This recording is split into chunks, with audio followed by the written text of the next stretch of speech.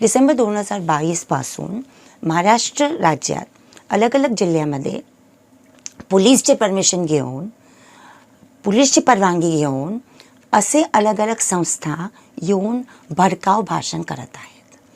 त्यांना परवानगी कशी भेटते, का भेटते, ते एक प्रश्न नागरिकांना आपले IPS आणि IAS ऑफिसर्स, SP आणि कलेक्टरबरोबर विचारलं पाहिजे का असले संमेलनाला आपण परवानगी का देत आहे. त्यानंतर हे आपलं शपथ जे आहे, संविधानचं शपथ ज्याबद्दल मी आता बोलली, ते शपथ घेऊन आपले आमदार आणि खासदारकडे आपण जाऊन हे सवाल आपल्याला करायचा आहे का तुम्ही एकदा शपथ घेतली, तुमची पार्टी कुठली पण असू दो, तर शपथ एकदा संविधानची घेतली तर शांततापूर्वक राहायचा आमचा अधिकार आहे, आमचा हक्क आहे. आणि असे भाषण, भडकाऊ भाषणचे संमेलन शांततेला भंग करायला परवानगी पोलीस का देतं आणि तुम्ही गप का आहेत, हे सवाल आणि प्रश्न सामान्य नागरिकने करायला हवे. हे आमचे तुमचे मत एक अपील आहे का तुम्ही हे कॅम्पेन जे आहे हे शांतीपूर्वक प्रतीने प्रदर्शन करावे आणि आपल्या आमदार आणि खासदारांना हे प्रश्न विचारावे. Here is a quick mapping of the Maharashtra 2022-2023 hate incidents. On February 15th, 2023 in Panvel, members of the Hindu Janajagrati Samiti held a public procession. On February 19th, 2023 in Latur, the Bharatiya Janata Party MLA from Telangana, T. Raja Singh, made explicit calls for violence. Here is a quick mapping of the Maharashtra 2000. On February 15th, 2023 in Pune, Suresh Chauhanke, Sudarshan TV, RSS chief, was speaking at an event celebrating Asaram Bapu Divas.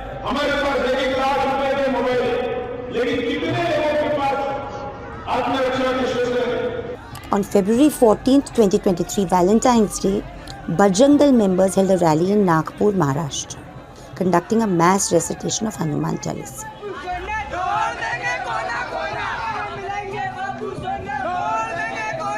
On February 11th, 2023, at a Hindu Jan Akrosh meeting in Khamgaon, Buldana, Praveen Togadia, president of Antarrashtriya Hindu Parishad, held a meeting where he made vilificatory speeches. On February 12th, 2023, members of Sakal Hindu Samaj assembled at a Ram Mandir in the RA colony in Mumbai, again to carry out a hate agenda. February 9th, 2023, Kalicharan Maharaj again spoke at the Hindu Jan Jagrana Morcha meeting at Baramati, Pune.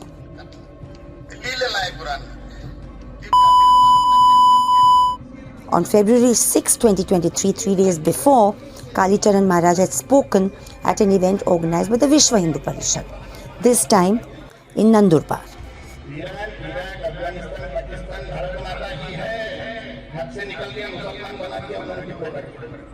On January 30, 2023, at Parbhani and in Mumbai, rallies were organized by the Sakal Hindu Samaj. On January 22, 2023, there was an event held at Nagar, Maharashtra, where Suresh Chauhanke delivered another anti-Muslim hate speech. कारण सुवरला काय मराठी समजत नाही म्हणून मध्ये मध्ये हिंदी पण बोला. On January 13, 2023, at Shaurya Path Sanchalan event held in Boisar, Maharashtra, again a senior Vishwa Hindu Parishad leader, Shankar Gaikar, made a hate speech.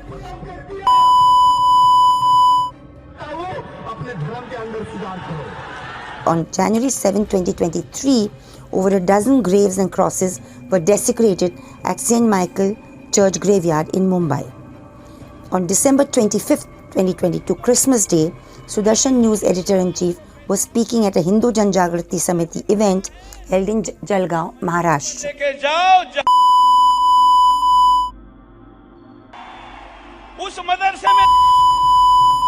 On December 14th, 2022, the first such hate meeting, the Hindu Jan Akrosh Morcha held a meeting in Ahmednagar where the hate offender Kalicharan Maharaj entered Maharashtra for the first time.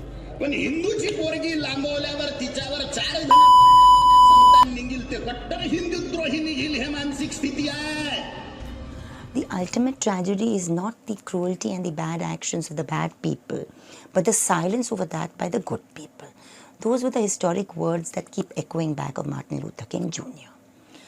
Maharashtra, progressive Maharashtra is the new battleground.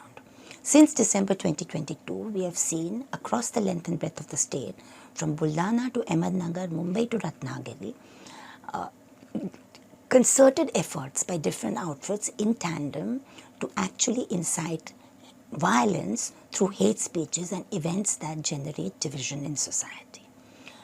Question before us today is, can Maharashtrians afford to be silent? The ordinary citizen, the progressive, peace-loving person who lives in the state of every caste and community, is there not a duty on us to speak up, assemble, protest and demand that this hate-mongering, which comes with a design, should stop? What do these provocative speeches do? They actually create an atmosphere by which not just violence, which is the ultimate aim, but social discrimination is perpetrated against sections of our own people. Dalits have seen it over the centuries, and now we are seeing a phenomenon where minorities, Muslims and Christians, are experiencing the same thing. Who are these outfits who are involved in this since December? Names are varied, but they come with a single design. The Hindu Jan Jagrati Samiti, Hindu Jagran Morcha, Bajrang Dal, Vishwa Hindu Parishad, Sudarshan TV, affiliated to the RSS, the leader Suresh Chavanke, Bharatiya Janata Party legislator from Telangana, all coming with frightening regularity, being given permission by the authorities and making speeches which are thereafter amplified on social media. What should ordinary citizens do? Should we speak up and demand that such speeches stop? Should there be peace protests? Should there be communal harmony meetings? Should there be expressions of sisterhood and brotherhood in response to this divisive design? A little known fact about the Constitution, which I'll come to in a minute, is the oath, that is oath of allegiance, that every member of parliament and MLA needs to swear after he or she is elected in an electoral process. Before that, it's worth pointing out that Maharashtra has bucked the national trend. Over the last 4 to 5 years, the cynical attempts in North India, West India, other states run by the ruling regime, we have seen dharm sansads allowed, meetings allowed, actual violent lynchings taking place, and systematic demonization attempts with no attempt to stop these by the authorities. In fact, the Supreme Court at this point is hearing 3 petitions with regard to such hate speeches and hate events. And serious directives have been given. And we find police in many of these states are actually disregarding these directions of the apex court. Maharashtra has bucked the trend despite its communal past. We know that apart from 92-93, when the singeing fires following the Babri Masjid demolition touched our state, tore Bombay apart, we know that there is a certain history of communal violence in Maharashtra. However, due to the sagacity and the ability to shed its past colours, the unique formation of the Maharashtra Vikas Aghadi, actually during the pandemic and after, has ensured that there's social harmony, sanity, and the discourse remains to do with people's issues in the state. There is silence from New Delhi, which is not unexpected, but the stony silence from the newly toppled government that has assumed power in June 2022 is extremely worrying. And in that circumstances, what do citizens do? We need to have peace meetings, we need to speak for peace, harmony, and the protection of the lives of minorities that have become extremely vulnerable in public spaces.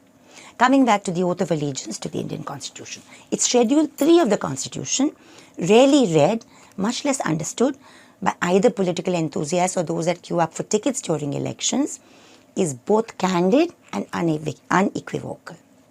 For a member of parliament and a minister who takes oath to the cabinet, this oath, which is laid out in the third schedules under Article 75(4), Article 19, Article 124(6), 148(2), 164(3), 188 and 219 of the Constitution.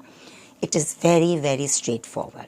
You may win an election with a majority, you might have a good or a bad campaign, but once you're sworn in and take an oath, either under the God or the Constitution, the MP or minister must only be wedded to the true faith, solemnly affirm an allegiance to the Indian Constitution of India by law established, and function in accordance with the Constitution and the law without fear of favor, affection or ill will.